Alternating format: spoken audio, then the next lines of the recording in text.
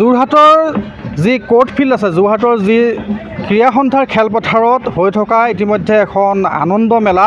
ইতিমধ্যে যিহেতু গৰম বন্ধ আৰু গৰম বন্ধৰ আচলতে আছিলা লৈয়ে এনেধৰণৰ মেলাবিলাক অনুষ্ঠিত হয় যোৰহাটৰ যি ক্ৰীড়া সন্থাৰ খেলপথাৰত। আৰু এই ক্ৰীড়া সন্থাৰ খেলপথাৰত য'ত ল'ৰা ছোৱালীয়ে আহি পেলাই তেওঁলোকে ইয়াত খেলা ধূলাৰ লগতে জড়িত হয় বা আনন্দ মেলাত বিভিন্ন ধৰণে তেওঁলোকে যি মেলা আছে সেই মেলাত আহি তেওঁলোকে আনন্দ উপভোগ কৰে। কিন্তু তাৰ মাজতে সংঘটিত হৈছে মাৰপিটৰ ঘটনা। অৰ্থাৎ যোৱাকালি যি আনন্দ মেলা, সেই আনন্দ মেলা যি গুৱাহাটীৰ পৰা অহা এদল লোকে ইতিমধ্যে এই আনন্দ মেলা অনুষ্ঠিত কৰিছে। আৰু এই অনুষ্ঠিত কৰা এই আনন্দ মেলাতে আচলতে এক যোৰহাটৰ কেইবাজনো স্থানীয় লোকক আচলতে যি মেলাত উঠিবলৈ আহিছিলে, তাত কিন্তু উঠিবলৈ আহোঁতে তেওঁলোকক আচলতে মাৰপিট কৰাৰ গোটেই এখন এক ডাঙৰ বৃহৎ এক মাৰপিটৰ ঘটনা সংঘটিত হৈছে। ইতিমধ্যে যোৰহাটৰ যি সদৰ থানাত ইতিমধ্যে তেওঁলোকে যি অভিযোগ দাখিল কৰিছে আৰু সেই অভিযোগৰ ভিত্তিতে ইতিমধ্যে এই মেলাৰ যি পৰিচালক তেওঁক ইতিমধ্যে সোধা পোছাৰ কাৰণে আটক কৰিছে আৰু কেইবাজনো লোকক আটক কৰিছে। মোক সতীৰ্থই দেখুৱাইছে এয়া হৈছে আচলতে যোৰহাটৰ যি আনন্দ মেলা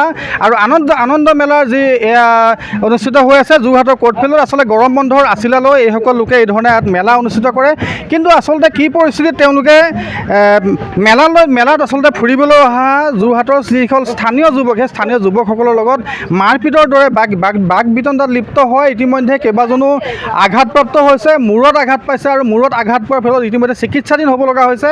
আৰু তাৰপিছত তেওঁলোকে এখন আৰক্ষীক তেওঁলোকে অভিযোগ দাখিল কৰিছিলে আৰু অভিযোগ দাখিল কৰাৰ পিছতেই আনন্দ মেলাৰ যি পৰিচালক ইতিমধ্যে তেওঁক কিন্তু যোৰহাটৰ সদৰ থানাত ইতিমধ্যে সোধা পোছাৰ কাৰণে আটক কৰা বুলি জানিব পৰা গৈছে আৰু কেইবাজনো যুৱক ইতিমধ্যে আটক কৰা গৈছে। কিন্তু কথা হৈছে কি, আপোনাৰ শিশুটি বা আপোনাৰ যিসকল গৰম বন্ধত আচলতে যিসকল আপোনাৰ ল'ৰা ছোৱালীক লৈ আচলতে সন্তানক লৈ এই আনন্দ মেলাখন কিন্তু উপভোগ কৰিবলৈ অহাৰ সময়ত কিন্তু এবাৰ আপুনি নিশ্চয় চিন্তিত হ'ব লাগিব। কিয়নো যদি সাৱধানে নাথাকে হয়তো এনেধৰণৰ পৰিৱেশত আপোনাৰ ল'ৰা ছোৱালী বা আনন্দ মেলাত আহোঁতে কিন্তু 10 বাৰ সাৱধান হোৱাটো নিশ্চয় উচিত। আৰু ইয়াৰ যি কৰ্তৃপক্ষ, মেলাৰ যি কৰ্তৃপক্ষ মেনেজাৰ বৰ্তমান নাই, পৰিচালক, কিন্তু মেলাখনৰ লগত জড়িত যিসকল বিষয়া বা কৰ্মচাৰী আছে তেওঁলোকক যোগাযোগ কৰিব চেষ্টা কৰিছিলোঁ। কিন্তু সংবাদ মাধ্যমৰ আগত আচলতে তেওঁলোকে কিয় আহিব বিচৰা নাই সেয়াও কিন্তু এক ডাঙৰ কথা। কিয়নো আমি বাৰম্বাৰ ইয়াত আধা ঘণ্টাৰ ওপৰত আমি আহি ৰোৱা হ'ল।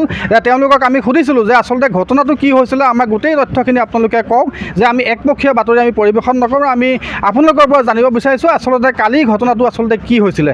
কিন্তু তেওঁলোকৰ যি মেলাৰ যি কৰ্তৃপক্ষ আছে, পৰিচালক যিহেতু সোধপোছৰ কাৰণে আৰক্ষী থানাত আছে, কিন্তু বাকী অন্য কৰ্মচাৰীসকলে কিন্তু আমাক সংবাদ মাধ্যমক আচলতে কিন্তু মন্তব্য দিয়াৰ পৰা তেওঁলোকে কিন্তু বিৰত আছে। এয়া কিন্তু এক ৰহস্যজনক বুলি ক'ব লাগিব। কিদৰে আচলতে যোৰহাটৰ মাজমজিয়াত নিশা 9 বজাত অৰ্থাৎ সন্ধিয়া বুলিয়ে ক'ব লাগিব, যিহেতু গৰমৰ দিন, কিন্তু সেই সন্ধিয়াই আচলতে কি ধৰণে আচলতে মাৰপিটৰ এক ঘটনা হ'বলৈ পালে যোৰহাটৰ এই আনন্দ মেলাত, সেয়াও কিন্তু এক ৰহস্যজনক বুলি ক'ব লাগিব। যোৰহাটৰ পৰা উৎপল ভালুৰ ৰিপৰ্ট, এনিভাৰত 24। ৰড লোহা যিমান যি পাইছে তাকে দি মাৰিছে, হাতে মাথা চাথা ফালি দিলে এইবিলাকত। আকৌ লাষ্টত পলাই মেলি ওলাই আহিছোঁ, আৰু এটা কি ক'লে জেগাত লাট মাৰি পেলাই দিলে। ইমান দূৰত গৈ মেলি পৰিলোঁ, একদম শুই পৰিলোঁ, তাতো মাৰিয়ে আছে। এৰুৱা মানে কথাই নাই, মৰি যোৱাকৈ মাৰিছে একদম, মানে মৰি গ'লে একো নাই। সিহঁতৰ দিয়া হৈছে। পুলিচে কেইজনক আনিছে কৈছে? আৰক্ষী 4জন আহিছে।